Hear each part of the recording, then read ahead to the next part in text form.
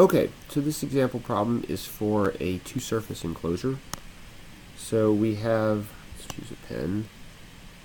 Alright, so we have two surfaces. This was actually, this concrete trench sort of looks more like that, with a lid on the top of it. Concrete lid on the top of it. But the point of this is, here's my pipe, right? The surface of my pipe is at 1000 Kelvin, and the surface of these walls here is at 300 Kelvin. So, assuming the pipe and the trench surfaces are black, calculate the rate of heat transfer from the pipe.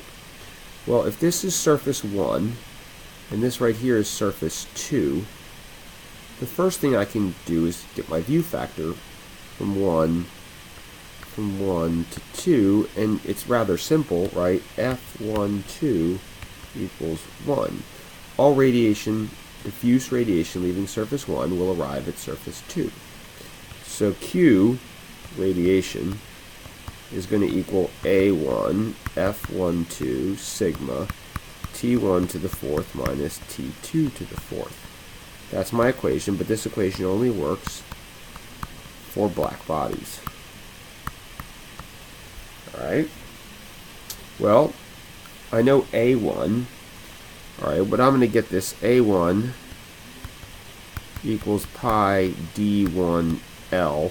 We're going to calculate this per unit length, so I'm not going to use the L when I calculate this.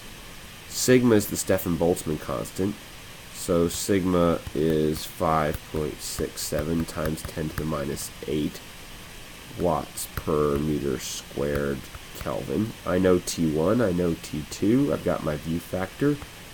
Q radiation prime works out to be 17,670 watts per meter.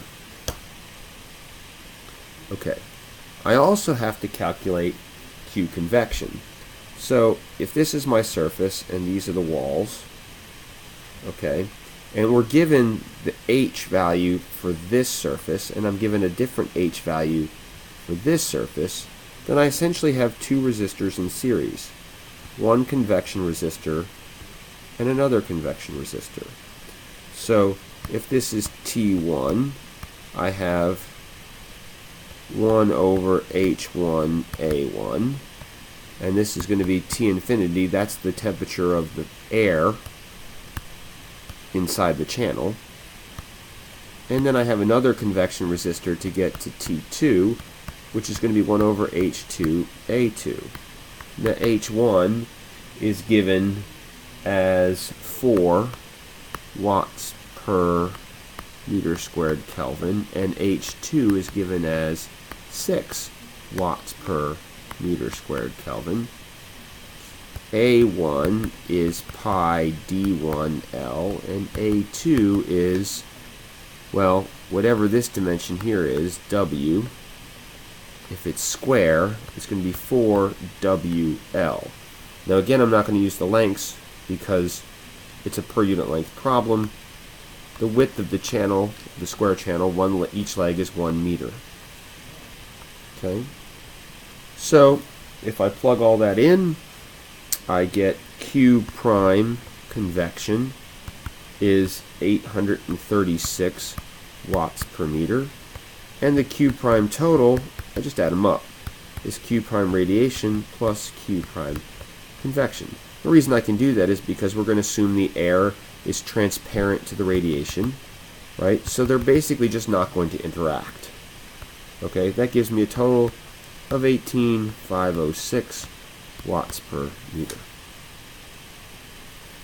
Alright, now, we're assuming the trench and the pipe walls are gray surfaces with an emissivity of 0.9 and 0.7 respectively. Now, I didn't do us all any favors when I did this, but the trench we called surface 2 and the pipe walls we called surface 1. So the emissivity of 1 is 0.7 and the emissivity of surface 2 is 0.9. Now this is a case where we can just use our standard equation for two surfaces, surface 1 and surface 2. Okay, so we know Q equals sigma T1 to the fourth minus T2 to the fourth divided by 1 minus the emissivity of 1, emissivity 1A1, plus 1 over A1 F12, plus 1 minus the emissivity of 2, emissivity 2A2. So again, we have 3 resistors, the surface resistance for 1, the geometric or view factor resistance, and the surface resistance for 2. And we drew these R's like this. Surface resistor is, and a geometric resistor is 1 over A1 F1 Fij. Actually, we did it as I's. Alright. I to J, I, A, I, E, I. Okay. Alright. Now, the nice thing about this is it's plug and chug. We already know our areas, we know our view factor, and we know our emissivities. So, plug it all in. NQ radiation prime. Again, there's an L in every denominator, so that can go away. And that becomes 12,293 watts per meter. And again, Q prime total is Q prime radiation plus Q prime convection. So we get 13,146 watts per meter. Okay. And then the last part says, now what happens if I've got a shield? Okay. So now here's my walls, here's my pipe, and we add this shield around the pipe. So now I have, I'm going to call these surfaces, let's call them surface 1, surface 2, and this can be surface 3. So now I pick up some extra resistors. We've drawn this resistor circuit before, but let's do it anyway. So this is EB1. I've got a resistor to get to J1. 1 minus epsilon 1 over epsilon 1 A1. Then I've got a view factor resistor to get to J shield inside. That's 1 over A1 F12. We'll call this J2 inside. Then I've got a surface resistor to get to EB2. 1 minus epsilon 2 over epsilon 2 A2. Then I got to get out of my shield 1 minus epsilon 2 A2.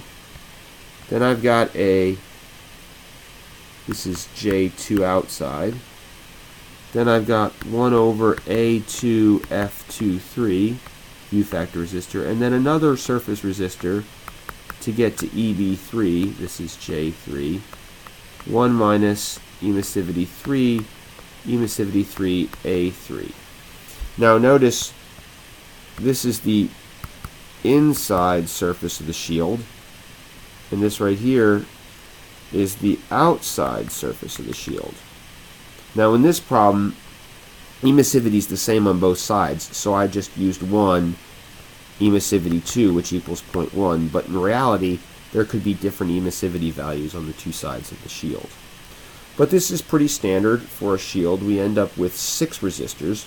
The shield adds 2 more surface resistors and 1 more geometric resistor. Okay? So Q becomes sigma T1 to the 4th minus T3 to the 4th divided by all this.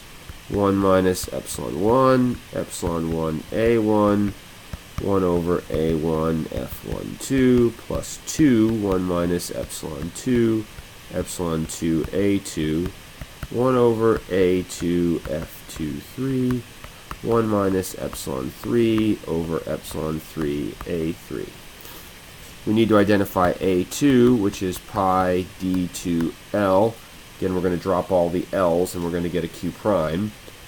And the Q prime radiation becomes 944.5 watts per meter. Okay, you cannot just add that on to the convection resistance, because while we knew the H here was 4 watts per meter squared Kelvin and we knew the H here was 6 watts per meter squared Kelvin, the presence of this shield would likely change the H on the outside of this pipe.